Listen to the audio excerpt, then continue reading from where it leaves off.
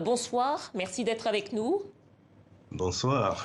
Vous êtes un grand observateur de la société burkinabé. En 2014, la société civile avait chassé le président Blaise Compaoré. D'ailleurs, les compaoristes n'avaient pas pu se présenter à la présidentielle il y a 5 ans. Est-ce qu'aujourd'hui, l'élection vous semble aussi fermée? Je rappelle qu'il y a un représentant du parti de l'ancien président Compaoré qui se présente à la présidentielle. Mais l'élection, elle est ouverte. Mais ça dépend dans quel sens on se place. Si on parle d'ouverture en termes de participation des candidats, effectivement, il y en a 13.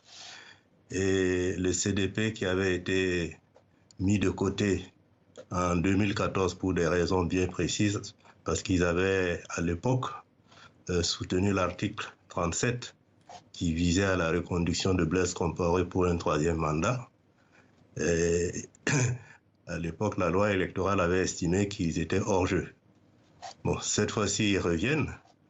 Mais pour moi, ce n'est pas des signes d'ouverture du point de vue de la conception qu'on peut avoir d'une démocratie avec une large participation des populations et surtout du point de vue de la transparence qui doit guider des élections pour qu'on puisse les qualifier de démocratiques ou pas. C'est-à-dire? Voilà. Je pense déjà le ton a été suffisamment donné lors de cette campagne électorale.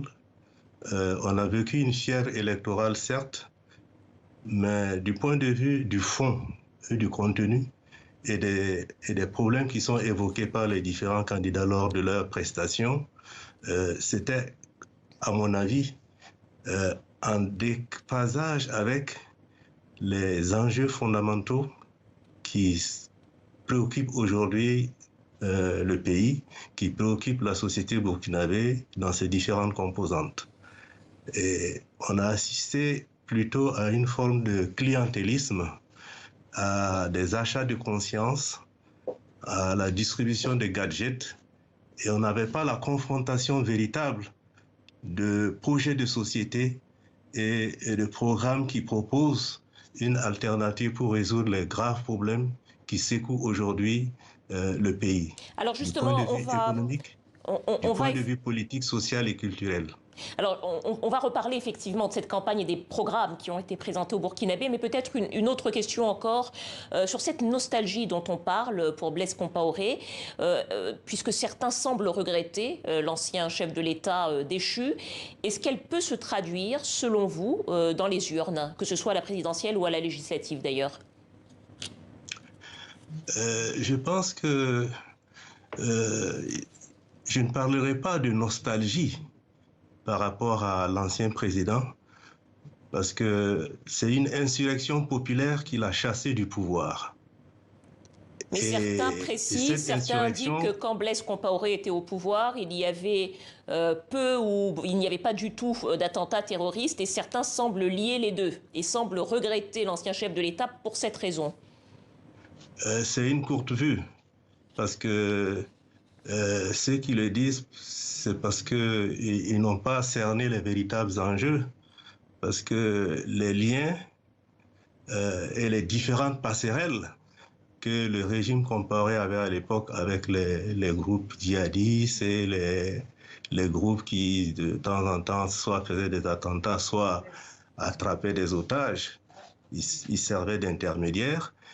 Et c'est oublier aussi les liens qui permettaient à certains chefs djihadistes de venir se servir du Burkina comme une base arrière où ils venaient fomenter leur complot.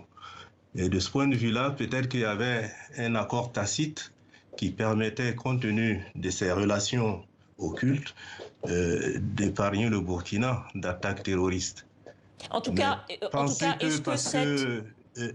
oui. en tout cas, est-ce que ce que certains, en tout cas cette forme de nostalgie qu'éprouvent certains au Burkina pour la présidence de Blaise Compaoré, est-ce que vous pensez qu'elle pourrait se traduire dans les urnes, que ce soit pour la présidentielle ou la législative? Je ne sais pas, c'est possible, mais je pense que cette nostalgie-là n'est pas exprimée par la majorité des gens.